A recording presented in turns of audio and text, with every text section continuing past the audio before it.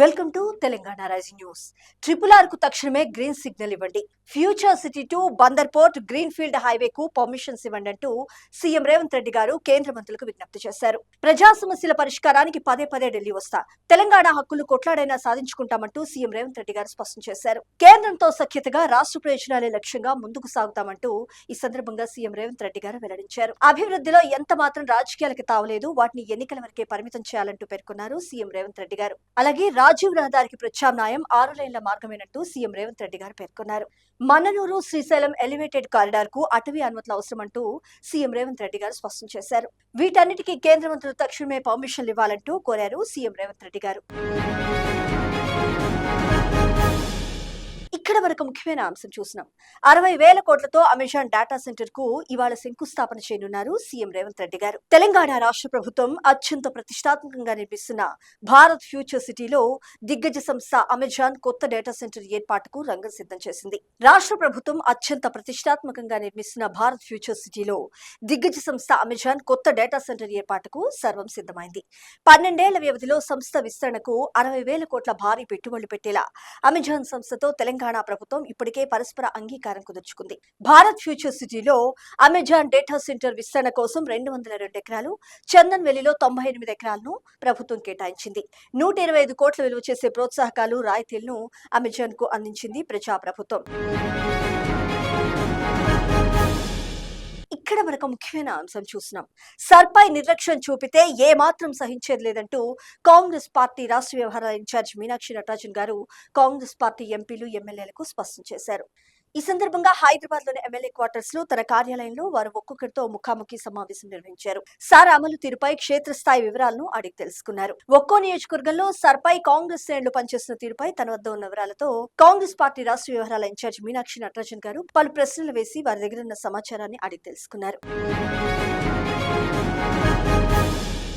ఇక్కడ వరకు ముఖ్యమైన అంశం చూసినాం. లక్షల కోట్లు దోపిడీ చేసి మళ్లీ గెలుస్తారట అంటూ బీఆర్ఎస్ పై తీవ్రంగా ధ్వజమెత్తారు డిప్యూటీ సీఎం మల్లు భట్టి విక్రమార్క గారు. బీఆర్ఎస్ కేల్కతం దుకాన్ బంద్ అయిందంటూ స్పష్టం చేశారు. జోగులాంబ గద్వాల జిల్లాలో 4 విద్యుత్ ఉప కేంద్రాల ప్రారంభం, ఎర్రవెల్లిలో 220 kV విద్యుత్ ఉప కేంద్రానికి శంకుస్థాపన చేశారు డిప్యూటీ సీఎం మల్లు భట్టి విక్రమార్క గారు. ఈ సందర్భంగా వారు మాట్లాడుతూ బీఆర్ఎస్ ప్రభుత్వం రాష్ట్రాన్ని దోపిడీ చేసి 8.21 లక్షల కోట్ల అప్పుల భారాన్ని తెలంగాణ రాష్ట్ర ప్రజలపై మోపిందని నిప్పులు చెరిగారు. ఆ అప్పుల్లో ఇప్పటి వరకు 2 లక్షల కోట్ల రూపాయలు చెల్లించాం. ఇంత దోపిడీ చేసి ఎన్నికల్లో మళ్లీ గెలుస్తామని ఆ పార్టీ నాయకులు చెప్తుంటాం పూర్తిగా సిగ్గుచేటు.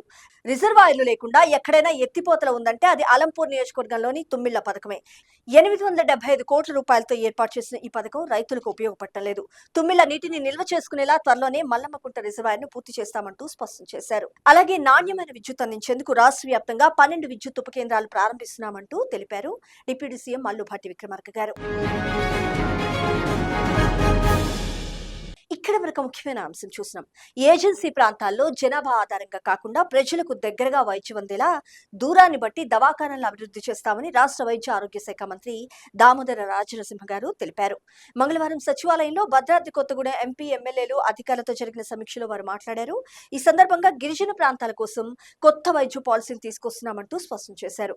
ఐటీడీఏ పరిధిలోని అన్ని ఏరియాల్లోనూ దశల వారీగా సిటీ స్కాన్ సేవలను సైతం అందుబాటులోకి తీసుకొస్తామంటూ తెలిపారు. ఇక్కడ వరకు ముఖ్యమైన అంశం చూసినాం.